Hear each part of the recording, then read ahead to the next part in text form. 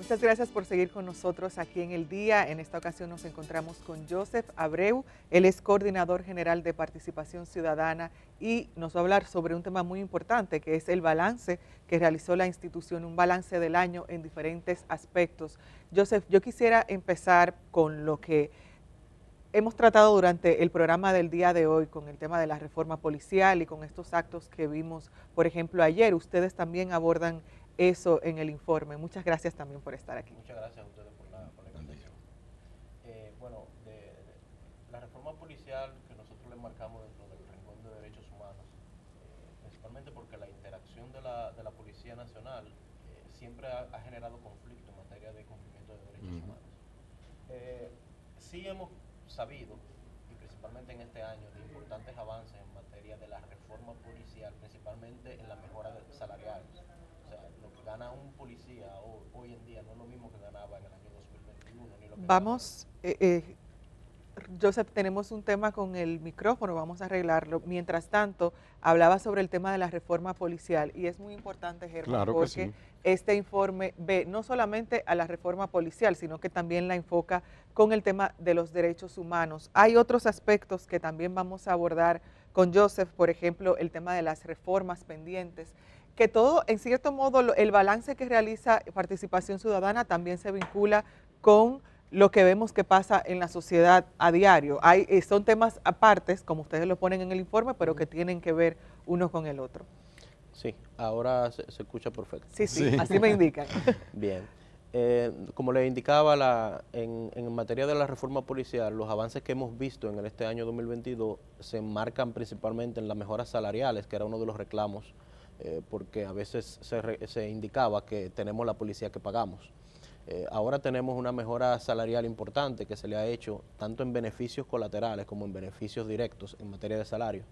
Desde el 2020 a la fecha se ha aumentado más de un 100% los salarios de los policías. Ahora sigue una policía mejor pagada, pero sigue igual de mala. Efectivamente, porque los cambios en la reforma, como ha indicado el ministro de Interior y Policía, y lo ha indicado también el intendente designado para el tema de la reforma, esto lleva un tiempo. Sin embargo, sí nosotros reconocemos que los pasos o han sido muy lentos o la información que se le ha dado a la ciudadanía ha sido muy poca, de manera que no podemos monitorear realmente cuáles han sido estos avances.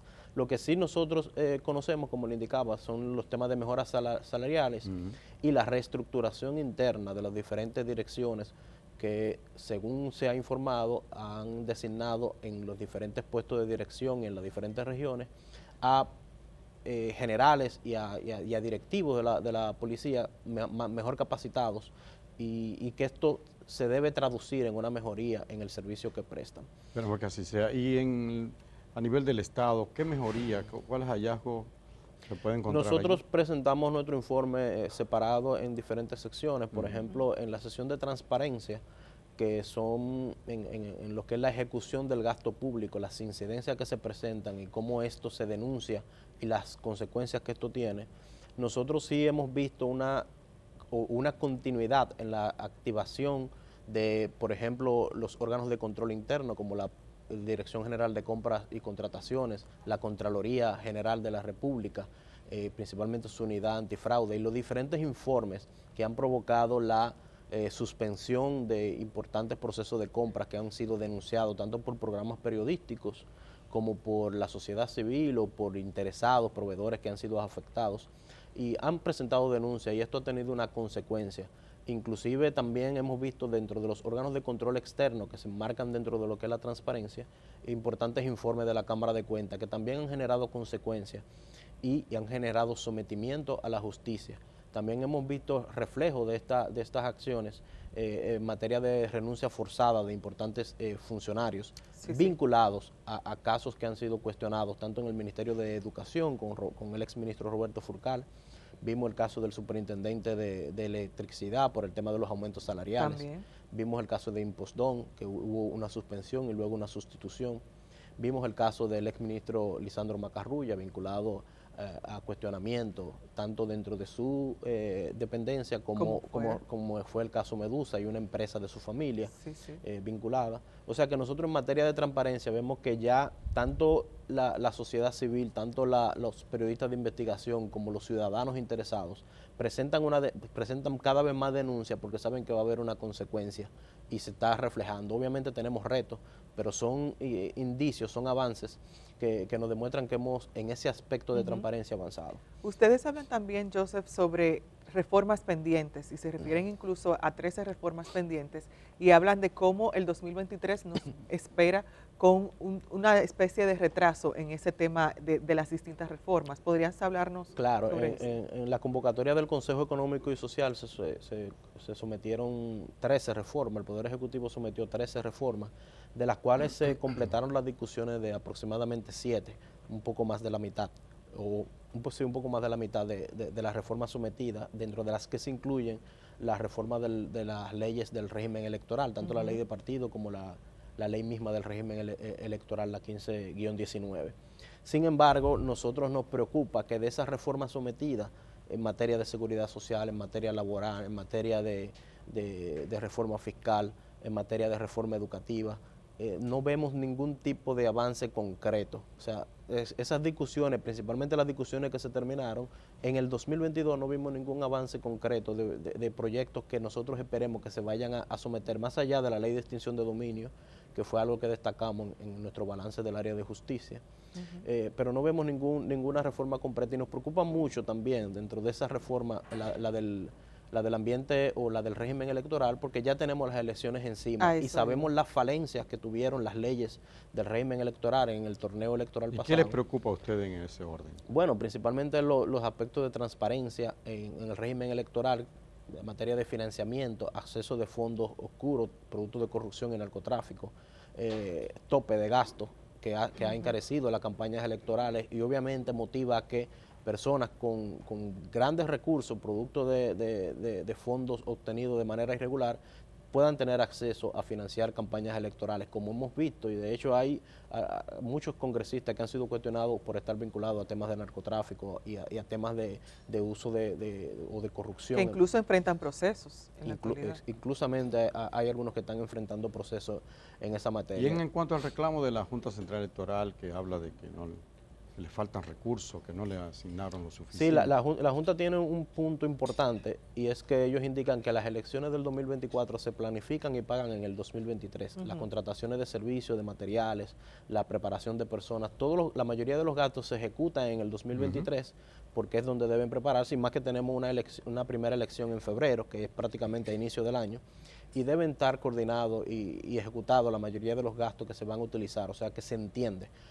Los montos que reclama la Junta, cerca de 18.000 millones aproximadamente, y cuando le aprobaron 10.000 millones, el gobierno alega que son muchos, pero la democracia sabemos que tiene un costo. Igual como la educación, que tiene un fondo asignado de 4% del Producto Interno Bruto, la democracia debe garantizarse, las elecciones deben garantizarse. Si ese es el costo, pues debe buscarse de donde quiera que se tenga que buscar, porque en un país como el nuestro, que es un país republicano y democrático, en las elecciones es que nace la democracia, en la garantía del derecho al voto a los ciudadanos. Pero tanto dinero, yo sé. El tema es que el tanto es relativo, el tanto tenemos que sentarnos y es lo que nosotros hemos convocado a que los actores de la Junta Central Electoral y los actores del gobierno en materia de presupuesto se sienten en una mesa, definan cuáles son los puntos que justifican estos aumentos y definan si realmente es prioritario. El problema es que nos sale carísimo, pero también ellos siguen recibiendo por la derecha, por la izquierda, por arriba y por abajo, por delante y por detrás, mucho dinero. Los partidos políticos. Los partidos por un lado y la Junta Central por el otro. Me refiero a los partidos.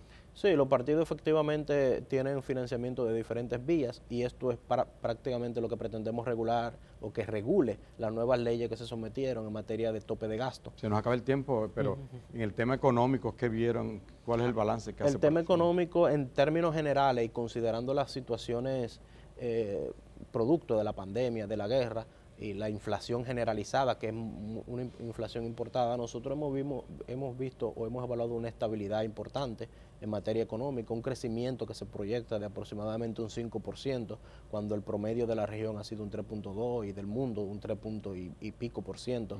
En este año 2022 Estados Unidos fue 1.6%. ¿Y se reflejó en la población ese crecimiento? Es que porque por un lado está el crecimiento. El crecimiento macroeconómico no necesariamente, porque eso viene de la mano de la redistribución de la riqueza que se genera, la mejoría de los salarios, la mejoría de los servicios de calidad, y esos ya son aspectos que se deben aplicar por otra vía. O sea, primero el dinero se recauda y luego vienen reformas importantes, que dentro de esas están las 13 reformas que están orientadas a redistribución de esa riqueza y a que eso se transmita a la población, y eso se ha retrasado producto de la situación de la pandemia. Bueno, muchas gracias, Joseph. Joseph. También invitar a toda la población a que busque este balance en el sitio web de Participación Ciudadana. Nosotros vamos a una pausa y regresamos en breve con más del día.